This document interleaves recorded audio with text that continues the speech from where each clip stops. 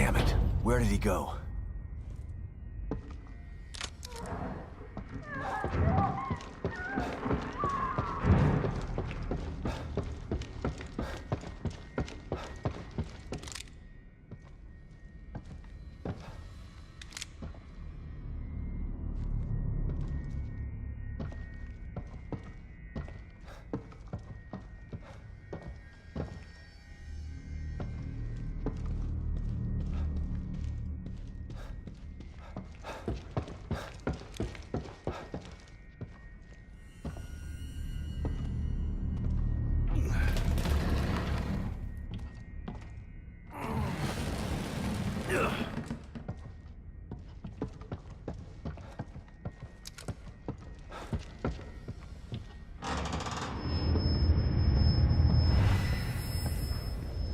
That was weird.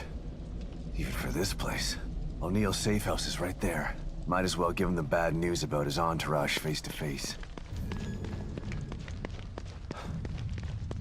Hello and welcome to another top 10 video on the channel.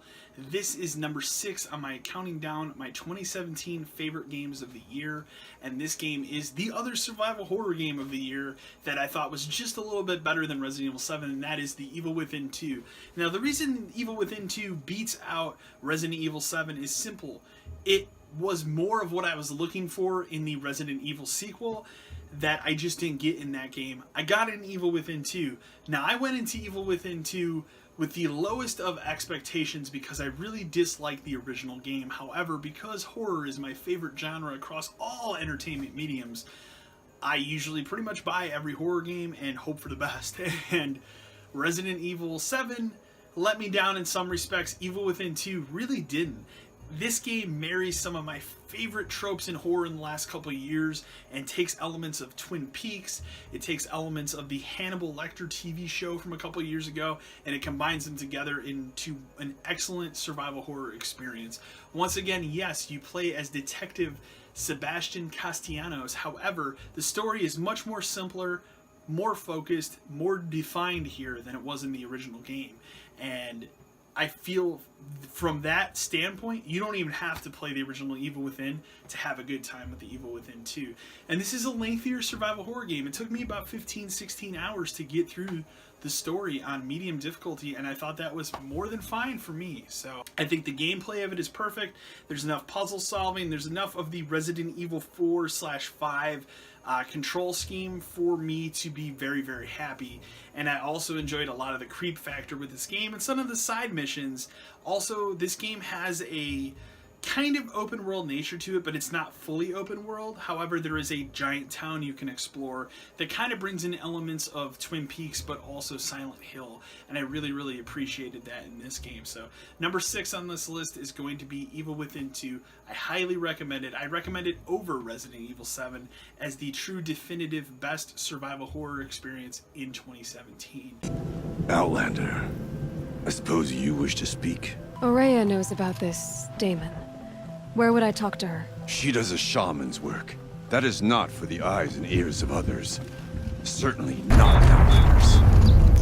Shields are loaded. I can kill the machines and wipe up the tower.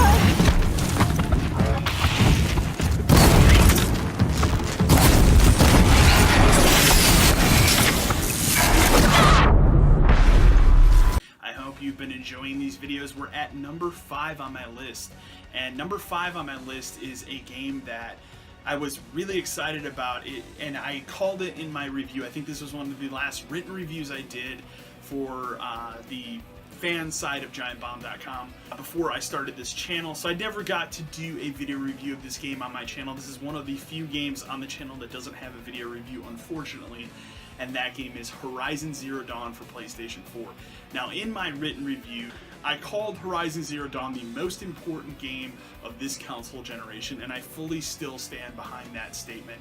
It is the most important game that has come out this console generation, and it is simple.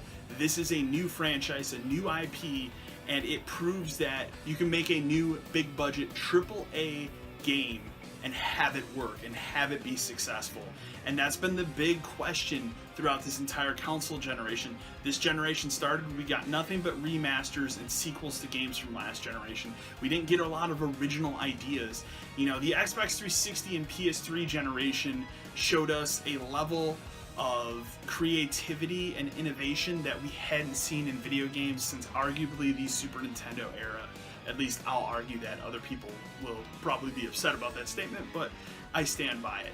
And this generation, like I said, has been a lot of remasters, it's been a lot of recycled ideas and everything. Horizon Zero Dawn is something new, it's something different, and it's an absolutely breathtaking game. And in any other year, Horizon Zero Dawn would easily be my favorite game of the year. But unfortunately, there's 2 really big Nintendo games that came out this year that have to be higher on this list. And there's one game that just captured me throughout the entire year, and it's the game I thought about the most going back on thinking about Game of the Year for the entirety of 2017. But Horizon Zero Dawn, I love this game to death. It not only created a new franchise that Sony has in their pocket now, and I really look forward to a sequel to this game. I'm currently playing the Frozen Wilds DLC that just came out, and I loved everything about this game. I think the world is spectacular. I think the story is really good. It falters a little bit in probably the 3rd act of the game in a way that I kind of was a little bummed about, but overall I thought it was a very, very strong game. I have to highly recommend it. I think the character of Aloy is a really, really cool character that Sony and Guerrilla Games, these are the people that did the Killzone franchise that I never cared about, have crafted such an incredible character and an incredible world and environment that you just want to explore. You know, and I was already in when they showed me robotic dinosaurs, but this game is really freaking good.